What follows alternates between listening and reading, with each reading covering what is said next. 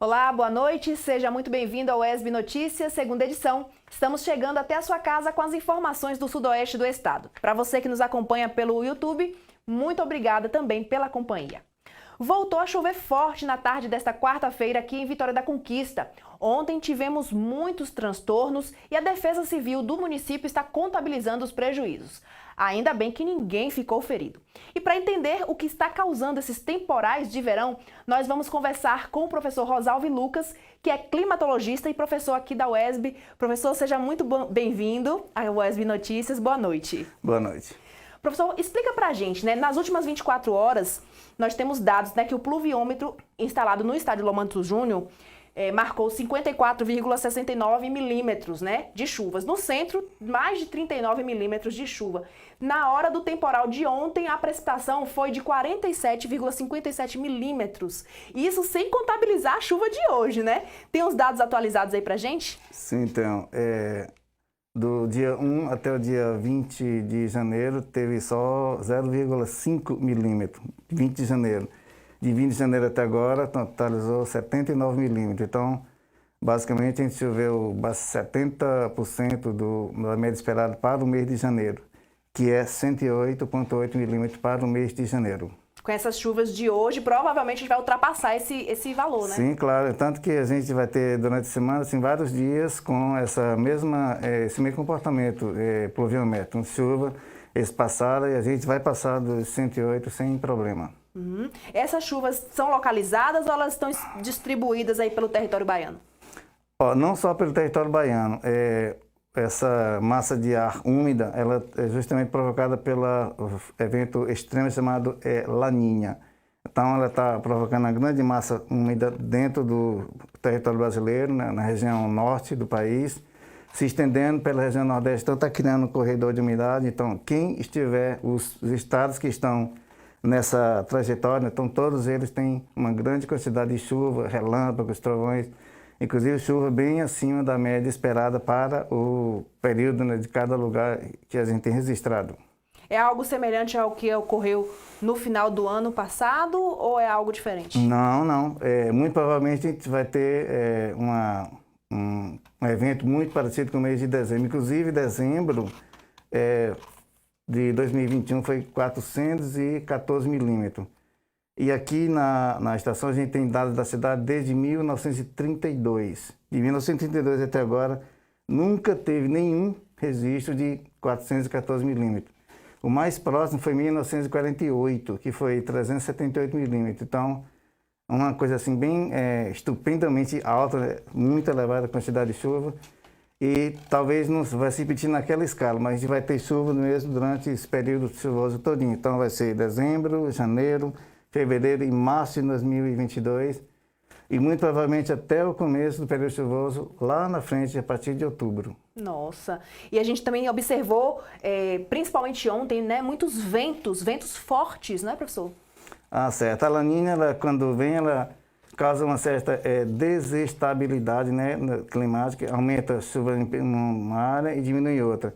E junto com isso, provocado pela diferença de temperatura, o calor intenso, ele acaba aumentando a velocidade do vento. Então, para ser perigoso, acima de 50 km por hora.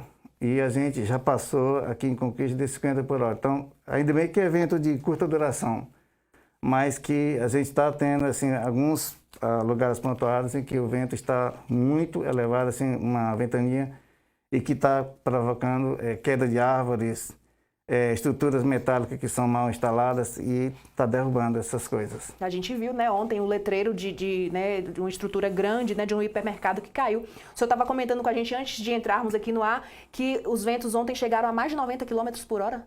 Isso.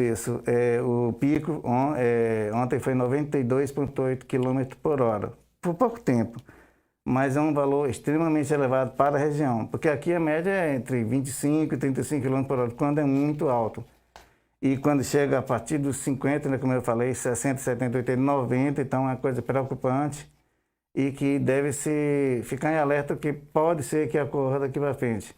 Uma das coisas que tem que ser colocada é que esses eventos extremos, no caso a Laninha e El Niño, eles têm um período de repetição. Tipo assim, o último faz mais ou menos uns 10 anos atrás. E agora está acontecendo. E vai acontecer de novo daqui a 10, 11 anos. É um ciclo de repetição. Então, as cidades devem se preparar, porque esses eventos, como eu falei, né? A gente já teve o quê?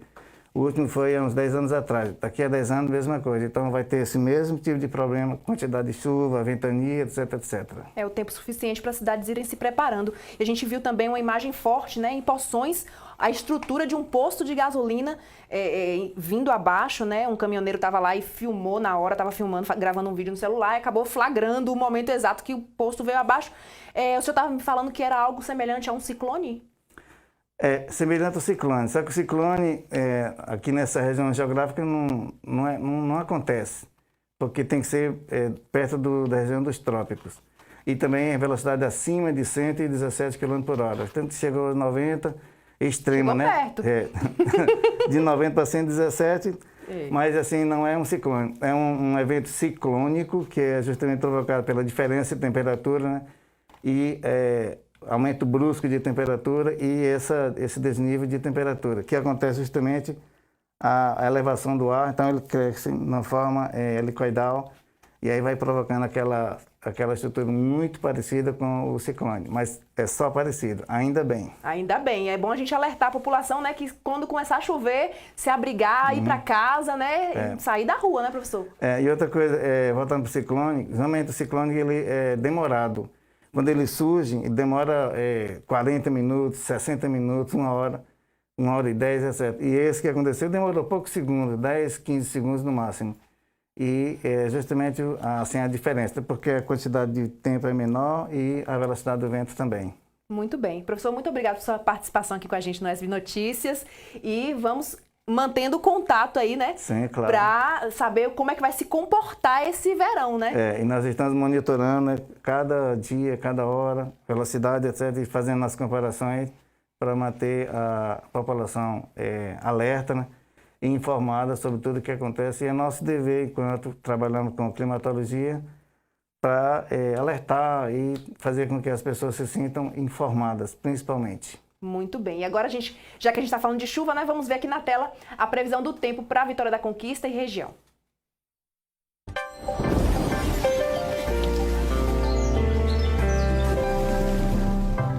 Sol com muitas nuvens ao longo do dia, com possibilidade de chuva a qualquer momento em Vitória da Conquista. A menor temperatura é de 18 graus e a maior de 26 graus. Para quinta-feira, sol com muitas nuvens durante o dia e pancadas de chuva à tarde e à noite. A temperatura oscila entre a mínima de 17 graus e a máxima de 28 graus. Na sexta-feira, sol com aumento de nuvens durante o dia, com pancadas de chuva à tarde e à noite. A temperatura mínima prevista é de 16 e a máxima de 29 graus. Em Barra do Choça, sol com muitas nuvens durante o dia e possibilidade de chuva a qualquer hora. As temperaturas variam entre 19 e 27 graus. Sol com muitas nuvens ao longo do dia e possibilidade de chuva a qualquer hora na cidade de Planalto. Mínima de 17 graus e máxima podendo chegar a 26 graus. Em Macaúbas, sol com aumento de nuvens ao longo do dia, com pancadas de chuva à tarde e à noite. As temperaturas oscilam entre 18 e 29 graus. Ainda hoje você acompanha o drama de uma família que perdeu tudo o que tinha em um incêndio. Como se prevenir desse tipo de acidente? É o que a gente confere no próximo bloco, não saia daí.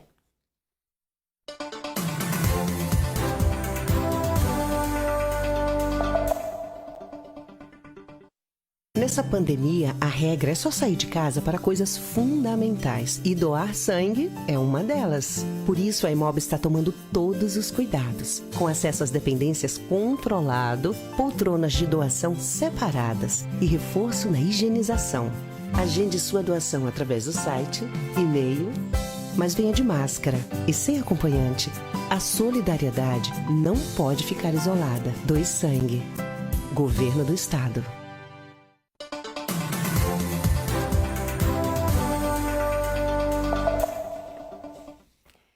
Estamos de volta com o ESB Notícias, segunda edição, para ver como está agora a pandemia da Covid-19 em Vitória da Conquista, Jequié e Itapetinga. Começando por Vitória da Conquista, são 38.688 casos confirmados, 164 nas últimas 24 horas, 556 casos ativos, 37.485 casos recuperados, com 647 óbitos desde o início da pandemia. Dos 31 leitos de UTI, 80% estão ocupados. E dos 38 leitos clínicos, 76% estão ocupados. Indo agora para Jequié, são 19.100 casos confirmados, 130 nas últimas 24 horas. 1.016 casos ativos, ultrapassando aí os 1.000 casos em Jequié. 17.675 casos recuperados e 409 óbitos desde o início da pandemia. Dos 10 leitos de UTI, 60% ocupados e todos os leitos clínicos também ocupados. Vamos finalizar com Itapetinga. São 6.271 casos confirmados, 49 nas últimas horas. 191 casos ativos, com 5.921 casos recuperados e 159 óbitos. No último final de semana, uma casa no bairro Petrópolis, aqui em Vitória da Conquista, foi atingida por um incêndio de grande proporção. A família perdeu tudo o que tinha. Comovidos com a situação, vizinhos, amigos e instituições lançaram a campanha para reconstruir a vida dessa família. E nós também podemos ajudar. Saiba como em nossa próxima matéria. Na madrugada de sexta-feira para sábado, a casa de Mônica foi incendiada. Ela conta que sua filha ouviu um barulho e achou que fosse um gato brincando. É a minha filha de 14 anos que acordou com um baque e pensou que era um gato que a gente tem. E quando ela abriu a porta do quarto, que só encontrou a fumaça. E aí foi aquele desespero, só o tempo de todos nós sair de dentro da casa. A família mora no bairro há mais de 10 anos e tinha feito uma reforma há menos de um ano. E com o incêndio, perderam tudo: móveis, eletrodomésticos, roupas e alimentos. No momento, estão ficando na casa de um familiar, até que tudo se resolva. Na casa moram 7 pessoas. Ao se depararem com a fumaça, foi um desespero, pois tudo que construíram e conquistaram ao longo dos anos foi consumido pelas chamas. E perdemos os móveis, eletrodoméstico, tudo. Comovida com a situação da família, Reinane mobilizou os vizinhos e buscou ajuda. E a gente está vendo a situação, uma menina muito batalhadora, você está entendendo? Muitos anos construindo a casa dela, quando termina de construir, aconteceu esse terrível, triste acidente aqui na casa dela. Mônica conta que com a ação dos vizinhos já conseguiu alguns itens, mas que ainda falta muito. Pessoas doaram alimentos, doaram roupa, doaram um fogão, doaram colchão. E glorifico e agradeço cada um que tem nos ajudado. Agora eu vim aqui para fazer um apelo a todo mundo, para dar uma força a ela, fazendo doações de material de construção, alimentação e o que a pessoa puder. Toda ajuda vai ser bem-vinda. Para ajudar essa família, você pode entrar em contato pelo WhatsApp 98844-5928. Esse tipo de acidente é mais comum do que se imagina e pode acontecer com qualquer um de nós. O repórter Gabriel Pires conversou com o Corpo de Bombeiros sobre as orientações em relação aos incêndios domiciliares. Acompanhe. Olá para você que está nos acompanhando aqui no ESB Notícias. Nós estamos no 7º grupamento de Corpo de Bombeiros aqui da Bahia, que fica localizado em Vitória da Conquista, porque a unidade registrou no ano passado 47 casos de incêndios em residências que ocasionaram 2 mortes. Sobre este assunto eu vou conversar agora com o capitão Florinato Sertão, ele que é o chefe de planejamento operacional aqui do Corpo de Bombeiros. Capitão Sertão, quais principais causas de incêndios em residências? Basicamente está ligado ao uso da eletricidade. Muitas pessoas utilizam vários equipamentos ligados numa só tomada, o que é contraindicado. As pessoas devem utilizar-se de um aparelho chamado filtro de linha, também ao gás de cozinha. É necessário que, preferencialmente, o botijão seja instalado fora da residência, que aquela mangueira seja certificada e esteja dentro do prazo de validade. Também devido ao uso simultâneo de diversos equipamentos, o que é contraindicado. Então, você está na sua residência, evite ligar vários equipamentos ao mesmo tempo, para que não ocorra uma sobrecarga na parte da eletricidade da sua residência. Foram 47 incêndios que ocasionaram 2 mortes. Velas em casa também é um perigo para um incêndio? Sim, inclusive hoje há uma facilidade muito grande das pessoas adquirirem iluminação de emergência ou até mesmo uma lanterna. Então utilize desses equipamentos que são mais adequados. Mas se não for possível, né, e você tiver de utilizar velas, que não utilize dentro de um prato, por exemplo. Pode utilizar um copo de preferência mais alto, de modo que se ela tombar, ela não vai dar princípio a um incêndio. E jamais use em cima de estofados, sofá, juntos a cortinas, por exemplo, né, e sem a supervisão de alguém próximo. Uma das medidas utilizadas para combater a Covid está sendo a utilização do álcool em gel para higienizar as mãos. É um perigo quando a pessoa vai manusear um fogão, um isqueiro? Sim, é inflamável. Inclusive a sua chama ela é praticamente invisível, então imperceptível. Então tem que ter muito cuidado na utilização do álcool em gel. Deve ser longe das chamas. Quais as dicas o Corpo de Bombeiro pode dar para a população para ter esse cuidado em casa, com energia, com vela e também com o álcool? É importante que as pessoas façam uma revisão periódica das instalações elétricas da sua residência, verifique a necessidade de reparos, evite, como nós falamos aqui, utilizar aquele equipamento, aquele adaptador normalmente chamado de T, né? Muito cuidado no descarte de bitucas de cigarro, não o faça junto não fume próximo a cortinas, por exemplo, a estofados, na hora de descartar a bituca que não seja no fogo, no lixo, né, por exemplo, e não deixe equipamentos ligados sem a sua supervisão. Então você teve que sair da residência ou daquele ambiente, desliga aqueles equipamentos, sobretudo ferro elétrico, forno micro-ondas, e outros que podem causar superaquecimento e levar a um princípio de incêndios. Ok, capitão, muito obrigado pelas informações, por suas dicas. Tá aí, pessoal, todo cuidado com fogo dentro de casa é pouco. Volto ao estúdio. Obrigada, Gabriel. No próximo bloco, você vai ver que até as vitaminas em excesso podem trazer problemas à saúde. E ainda, os itens do café da manhã que deixaram a primeira refeição do dia mais pesada no bolso dos baianos. É um instante só.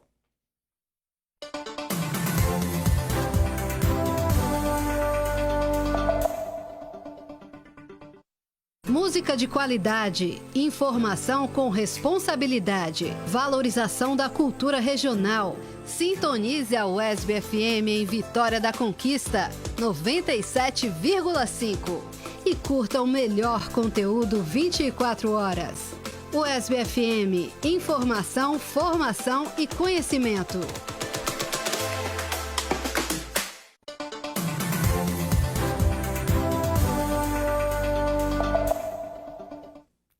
Estamos de volta com o UESB Notícias, segunda edição. Quais os itens que costumam compor o seu café da manhã? A depender das escolhas, você já deve ter percebido que está cada vez mais difícil de engolir os preços do que costuma ser o mais tradicional, como aquele pãozinho francês. Mas baiano, que é criativo, sempre dá um jeitinho para substituir o cardápio e garantir a mesa do desjejum, mesmo que ela não esteja tão farta como antigamente. Veja o que subiu de preço na reportagem colaborativa da TV Alba. Marcelo adora um café da manhã farto e diverso, mas tem precisado substituir alguns itens para aliviar o orçamento.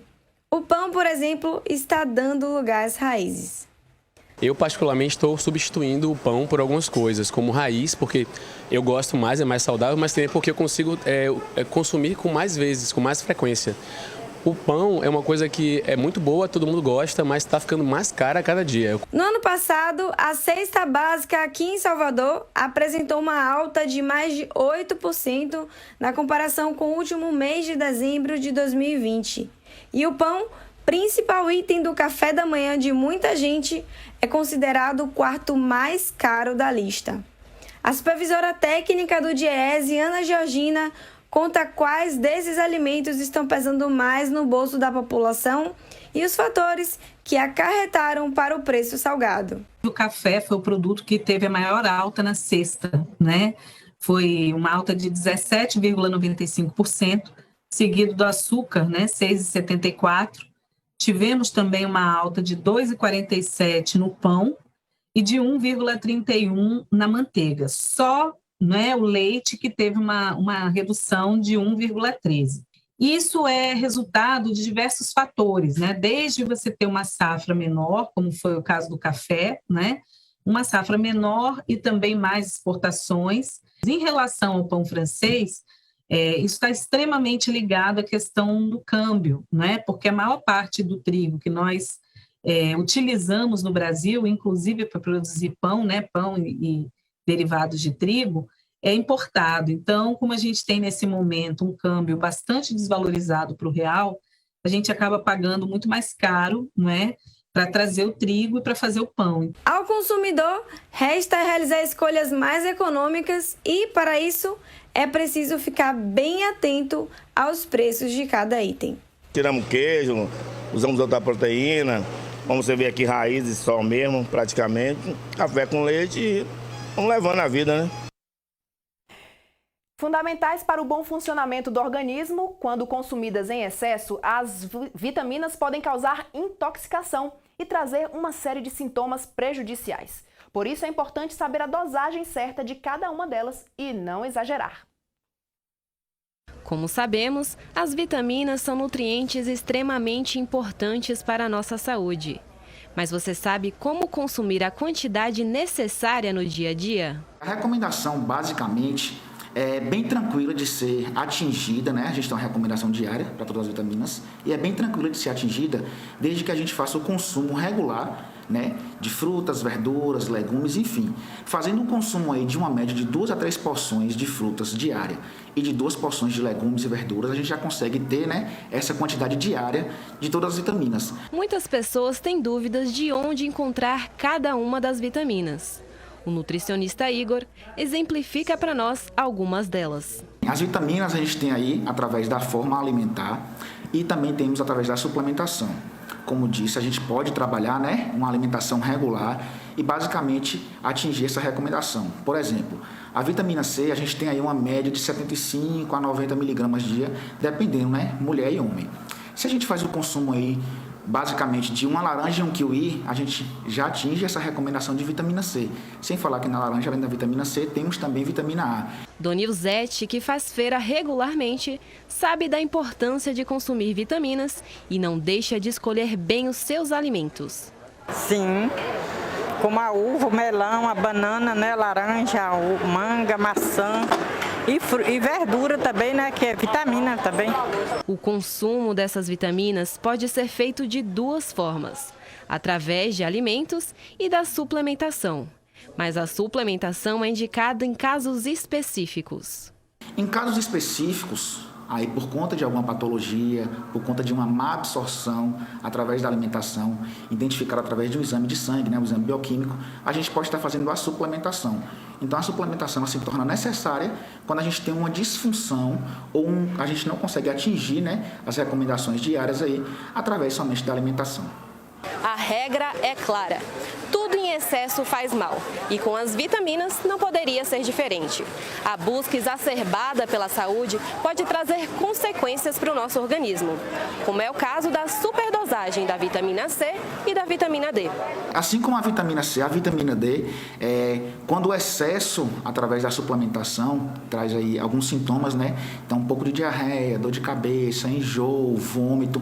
E no caso do excesso da suplementação, ela vai estar, de certa forma, aí, se ligando, né, com o cálcio, porque ela acaba fazendo esse papel no nosso organismo, e ela vai estar acumulando esse excesso de cálcio e, por consequência, suplementando muito a vitamina D, a vitamina C. A vitamina C pode se ligar a esse cálcio que está em excesso e aí formar um cálculo renal. Então, veja que aí ocorre, né, um processo em cadeia, tanto da suplementação excessiva da vitamina D, como também da vitamina C.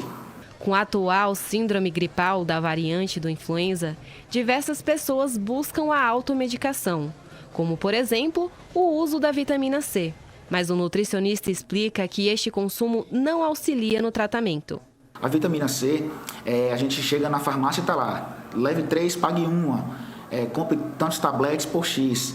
Esse excesso de vitamina C, a gente tem estudos aí, pesquisas que trazem, né, que o excesso de vitamina C no organismo, ele pode favorecer o aparecimento de cálculo renal. Então é interessante estar dosando antes a vitamina C, saber qual a necessidade e saber se existe também a necessidade do consumo da vitamina C. Algumas pessoas usam a vitamina C, eu estou gripado, vou tomar uma vitamina C. Não vai resolver muito. A vitamina C ela deve ser usada de forma prévia, então como prevenção. É importante lembrar que a pandemia ainda não acabou. Por isso, precisamos continuar tomando todos os cuidados indicados pelo Ministério da Saúde. E nossa alimentação deve se manter equilibrada e rica em vitaminas. A gente precisa fazer o consumo de uma alimentação regular, então seja através de frutas, legumes, verduras, como também o consumo de proteínas, o consumo regular da água e o sono, muito importantíssimo também. Além disso, para as pessoas que já praticam algum tipo de atividade física, manter essa atividade, né, regular, sono regular e evitar também, a gente sabe que nesse período de pandemia, algumas pessoas estão fazendo home office, acaba comendo um pouco exagerado, acaba fazendo consumo de bebida alcoólica mais vezes do que antes da pandemia, então também maneirar nesse consumo de bebida alcoólica. É todo um conjunto, né, em prol da saúde. E agora, às 19 horas, você acompanha aqui na TV UESB a partida entre o Bahia e o Doce Mel pela terceira rodada do Campeonato Baiano na Arena Fonte Nova, com a transmissão ao vivo pela TVE. O Doce Mel está coladinho com o Vitória da Conquista em 9ª colocação, lá na lanterna da competição, e vai tentar uma recuperação. Já o Esquadrão de Aço está na 5ª colocação, lutando para entrar no G4. Amanhã, em nossos telejornais, a gente faz um resumo para você. Uma boa noite, obrigada pela companhia. Fique agora com Bahia e Doce Mel.